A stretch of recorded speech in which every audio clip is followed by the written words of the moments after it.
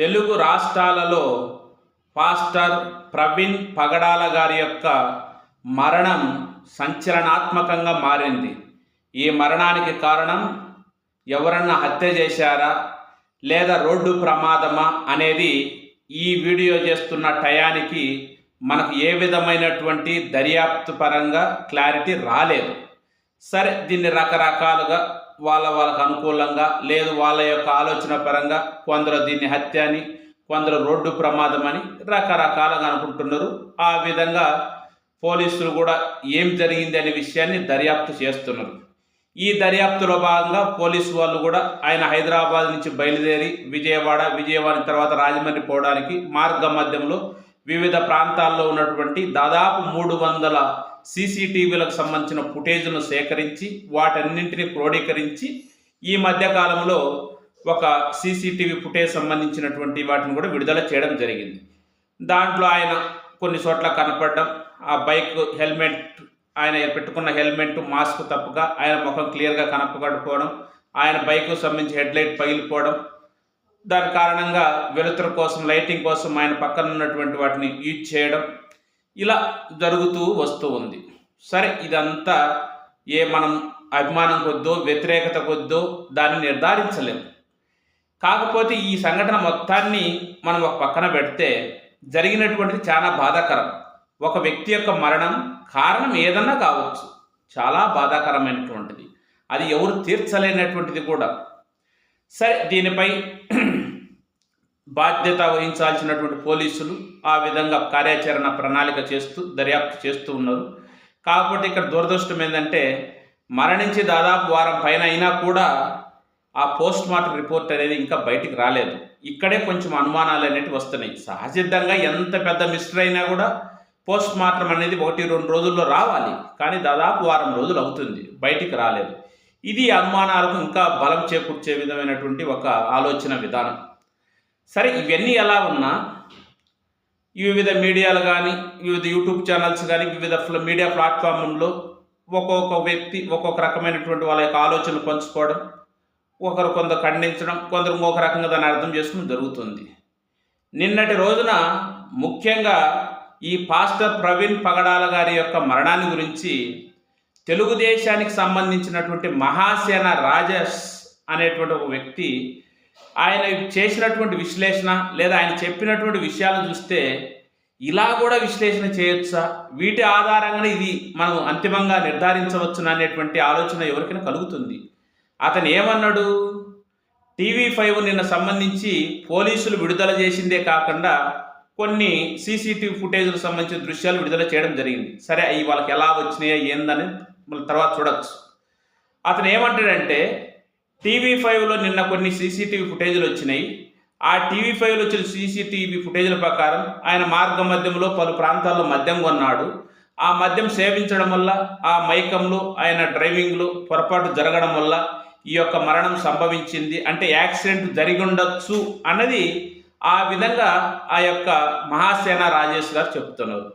సరే, అదే తన వ్యక్తిగతమైనప్పటికీ ఇంత సెన్సిటివ్ విషయాన్ని TV5 మాత్రమే ఆ సీసీటీవీ ఫుటేజ్లు ఎట్టొచ్చినాయి.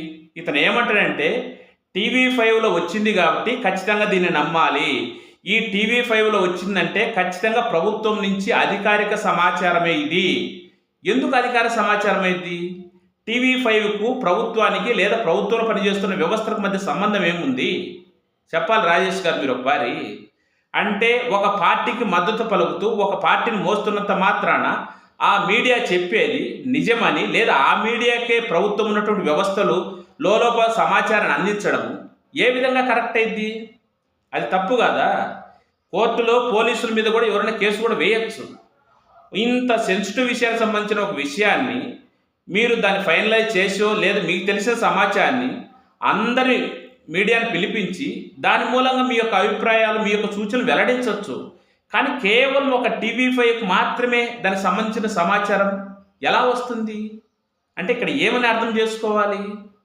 సరే, దీనికి నిన్న మనం చూసిన దాని ప్రకారం TV5లో ఉన్నటువంటి కొందరు వాళ్ళ యొక్క సిబ్బంది చెప్పింది ఏంటంటే మాకు ప్రభుత్వంతో సంబంధం లేకుండా మా యొక్క TV5 తరఫున మా సిబ్బంది అంతా కూడా ఒక 2-3 రోజులు కష్టపడి చాలా సీసీటీవీ ఫుటేజ్లు సంపాదించినాం, మా పరంగా మేము మీడియా పరంగా చేసినామంటారు. రైట్, చేసుకోవచ్చు, వ్యక్తిగతం దానికి సంబంధం లేదు.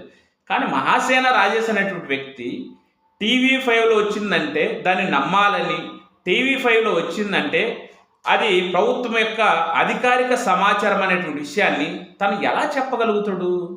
అంటే మీరు ఆల్రెడీ ఒక రాజకీయ నాయకుడు, మీరు ఒక పార్టీకి మద్దతుగా ఉండరు. ఇలాంటి సెన్సిటివ్ విషయంపై మీ యొక్క సొంత అభిప్రాయాన్ని కానీ లేదా ప్రజల్లో ఉన్నటువంటి అనుమానాలు బలం చేకూర్చే విధంగా మీరు ఎలా మాట్లాడుతున్నారు? అలా మాట్లాడకూడదు కదా. సరే, ఈ రాష్ట్రంలో అందరికీ తెలిసిందే, ఈ తెలుగు రాష్ట్రాల్లో ఉన్నటువంటి మీడియా నిట్ట నిలువున వివిధ వారికి సంబంధించినటువంటి వివిధ పార్టీలకు, వివిధ వర్గాలకు, వివిధ మతాలకు, ఒక రకంగా చెప్పాలంటే వివిధ ప్రాంతాలకు కూడా విడిపోయింది. దాన్ని మనం ఎవరు చేసేది లేదు. సహజంగానే ఈ తెలుగు రాష్ట్రాల్లో ఎవరికి నచ్చినా నచ్చకపోయినా ఏబిఎన్, టీవీ5 అనేటి రెండు కవలలు, అబద్ధాలకు అంబాసిడర్లుగా వెలుగొందుతున్నటువంటి మీడియా సంస్థలు. ఇప్పుడు వాళ్ళకు అనుకూలమైనటువంటి ప్రభుత్వం కూడా ఆంధ్రప్రదేశ్లో ఉంది. అంత మాత్రాన టీవీ5లో ఏమొచ్చినా నమ్మండి అనే విధంగా తను మాట్లాడితే ఎలా అర్థం చేసుకోవాలని? అంటే భవిష్యత్తులో మీ రాజకీయాల అవసరాల కోసం మీరు చేస్తున్నటువంటి తప్పుడు ఆరోపణల కోసం టీవీ5లో ఏది వచ్చినా కరెక్టు, మిగతా వివిధ మీడియాలో వచ్చేదంత తప్పు అనేటువంటి భ్రమలు కల్పించాలనే మీ ఉద్దేశం. ఎలా సాధ్యమైంది అది? ఇంత సెన్సిటివ్ విషయాన్ని అది ఏమైందో అర్థం కాక పెద్ద పెద్దోళ్ళు తలలు బరుక్కుంటున్నటువంటి సందర్భంలో మీరు ఏదో టూకీగా మీకు సంబంధించినటువంటి పార్టీ బాగుండాలనో, మీకు సంబంధించిన నాయకులను ఏదన్నా మీకు డ్యామేజ్ జరగకూడదనో, లేదా మీకు వ్యూస్ రావాలనే ఉద్దేశంతో టీవీ5 నమ్మండి, టీవీ5లో ఏదొచ్చినా కరెక్టే, అది అధికారిక సమాచారం అని ఎట్లా చెప్తారు? తప్పు కాదా రాజేష్ గారు? చూసిన మీ వ్యవహారం, మీరు మీ రాజకీయ వెలుగుదల కోసం గత ప్రభుత్వంలో మీరు మామూలుగా రాజకీయంగా జనసేనలో ఉన్నారు, తెలుగుదేశంలో ఉన్నారు, వైసీపీలో ఉన్నారు, అన్ని పార్టీలు మారిండ్రు. ఎక్కడ మారినా కూడా మీరు అనుకున్న స్థానానికి పోలేకపోయినారు. కారణం ఏంటంటే మీలో కూడా కేవలం విధానపరమైనటువంటి ఏ విధంగా వెదగాలి కాకుండా రాజకీయాల షార్ట్ కట్టుగా మీకున్నటువంటి సామాజిక వర్గాన్ని అడ్డం పెట్టుకొని నన్ను ఎవరు ఏమనలేరు, ఏం కేసు పెట్టలేరని గత ప్రభుత్వంలో ఉన్నటువంటి మంత్రుల మీద, ఎమ్మెల్యేల మీద, వివిధ చైర్మన్ల మీద నోటికి అదుపు లేకుండా మీ ఇష్టం వచ్చినట్టు మీరు తిట్టింది. ఎందుకు? తొందరగా గుర్తింపు వచ్చదని. అలాంటి మీరు స్పష్టంగా మీ మీద ఒక ముద్ర ఉంది. అలాంటి ముద్రను ఒక వ్యక్తి మళ్ళీ ఇంత బాహాటంగా, ఇంత సెన్సిటివ్ ఒక విషయాన్ని ఆ ఛానల్ వచ్చిన నమ్మమంటే ఎట్లా అర్థం చేసుకోవాలి? దీన్ని ఎవరన్నా పొరపాటు నెగిటివ్గా అర్థం చేసుకుంటే ఎంత ఇబ్బందికరమైనటువంటి ఈ రాష్ట్రంలో పరిణామాలు ఉంటాయి. తప్పు కాదు రాజేష్ గారు. సరే, ఈ పాస్టర్ ప్రవీణ్ గారు ఆయన మత బోధకునిగా వివిధ ప్రాంతాల్లో సంచరించుతూ ఆయనకు ఒక మంచి పేరుందంట. మనకైతే తెలియదు, ఆయన కడప జిల్లా ప్రాంతవాసి అయినప్పటికీ కూడా మనకేం పెద్దగా మన మరణించేందుకు తెలియదు. సరే, సహజంగా ఈ దేశంలో కానీ ఈ భూమి మీద కానీ ఎవరి మతం వల్ల గొప్పది, ఎవరి కులం వల్ల గొప్పది, ఎవరి ప్రాంతం వల్ల గొప్పది, ఎవరి ఊరు వల్ల గొప్పది. చాలామంది ఏమంటారు, దేశంలో రాజకీయ నాయకులు కానీ వివిధ మత బోధకులు కానీ, సపోజ్ ఉదాహరణకు ఒక మతం తీసుకుందాం, హిందూ మతం అంటే అది ఒక మతం కాదు, మా జీవన విధానం అంటారు. అదే క్రైస్తవం అనేది మాది ఒక మతం కాదు, మా జీవన విధానం అంటారు. అదేవిధంగా ఇస్లాం అనేది మా మతం కాదు, ఒక జీవన విధానం, కొందరు ప్రజల యొక్క జీవన విధానం అంటారు. అంటే ఇక్కడ ప్రతి మతం కూడా మతం కాదు, ఎవరి జీవన విధానం అన్నప్పుడు ఎందుకు ఇబ్బందులు ఉన్నాయి? ఎందుకు విద్వేషాలు ఒకరి మీద ఒకరికి? ఒకవేళ ఎవరైనా పొరపాటున ఒక వ్యక్తి ఏదన్నా తనకు ఉద్దేశపూర్వకంగానో లేదా తప్పుగా మాట్లాడి ఉంటే దానికి ఒక వ్యక్తిని చంపాలని కానీ చంపేటువంటి ఆలోచన రావడం కూడా చాలా దుర్మార్గం కాదు కదా, దుర్మార్గమే కదా. ఒక వ్యక్తి అన్నంత మాత్రాన్ని ఇంకొక మతం ఏమన్నా తగ్గిపోతుందే? అసలు ఏముందండి మతము? మనిషి ముందు పుట్టిండా, మతం ముందు పెట్టిండా అని మనం ఆలోచిస్తే మనిషి పుట్టుక ప్రారంభం అయిన తర్వాతనే కదా వారి వారి యొక్క పరిస్థితులకు అనుకూలంగా ఈ మతాలు ఏర్పాటు చేసుకున్నది. అలాంటప్పుడు మతానికి ఎందుకు ప్రాధాన్యత ఇస్తున్నారు? సరే, వ్యక్తిగతంగా ఎవరిదో పాటించవచ్చు, ఏ దేవుణ్ణి ఆ దేవుని పూజించవచ్చు, ఏ వ్యక్తిని ఆరాధించవచ్చు. ఈ దేశంలో, ఈ రాష్ట్రంలో సినిమా హీరోలనే ఆరాధించేటువంటి ఒక సంస్కృతి ఉన్నప్పుడు ఒక దైవం ఆత్మకంగా ఉండడానికి ఎవరి దేవుడు వాళ్ళు ఎంచుకోవచ్చు. దాంట్లో తప్పేముంది? దాన్ని ఎందుకు విమర్శించాలి? పోనీ ఒక మతానికి సంబంధించిన వాళ్ళు ఇంకొక మతాన్ని ఎందుకు విమర్శించాల్సిన పరిస్థితులు వస్తుంటాయి? ఇది ఏ సాధారణ ప్రజలు, తెలియనటువంటి వ్యక్తులు వాళ్ళ మధ్య జరుగుతున్నటువంటి అంతరాన్ని పెంచడానికి జరిగేటువంటి ఒక సంబంధం కాదు ఇది. చూస్తున్నాం దేశానికి నాయకత్వం వహిస్తున్న వాళ్ళు, దేశంలో పెద్ద పెద్ద పొజిషన్లో ఉన్నటువంటి వాళ్ళు, రాష్ట్రంలో పెద్ద పెద్ద పొజిషన్లో ఉన్నటువంటి వాళ్ళు బాహాటంగానే మతాల గురించి, కులాల గురించి మాట్లాడుతున్నారు. ఇలాంటప్పుడు ఇలాంటి దురదృష్టమైనటువంటి సంఘటనలు జరగకుండా ఉంటాయని మనం ఎలా ఊహించగలుగుతాము? దేశానికి, రాష్ట్రానికి నేతృత్వం వహిస్తూ వాటిని పరిరక్షించాల్సినటువంటి వ్యక్తులే మీ ఇష్టం వచ్చినట్టు రాజకీయమైనటువంటి లబ్ధి కోసం ఒకరిని తక్కువ చేయాలని, మనం గొప్పగా ఉండాలని ఇలాంటి మాటలు మాట్లాడితే ఇలాంటివి జరుగుతూనే ఉంటాయి. ఆలోచించాలి. ఏ ఒక వ్యక్తికి మతం కూడిపెట్టదు, కులం కూడిపెట్టదు.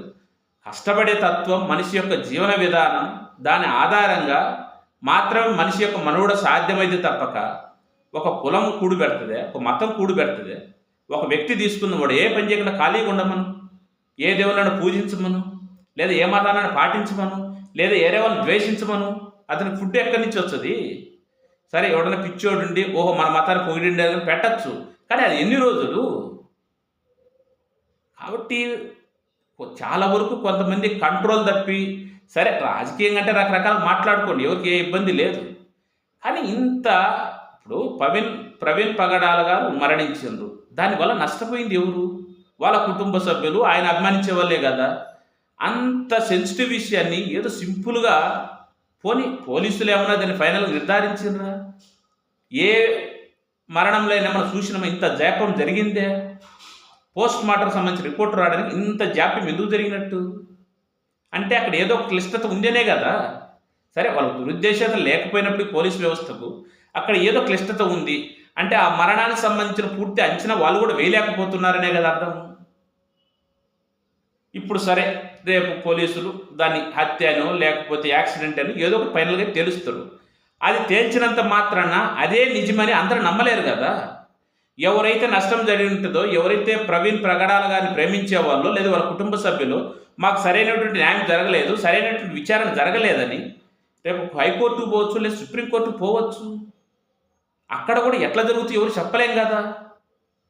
కాబట్టి దయచేసి అందరూ కొంచెం సమన్వయంతో, వివేచనతో ఆలోచించి మనం ఏ విషయాలను ఇంత బహాటంగా చెప్పచ్చు, మన వ్యక్తిగత ఉద్దేశాలను ఈ సమయంలో చెప్పచ్చునా చెప్పకూడదు అనేది ఆలోచించాలి.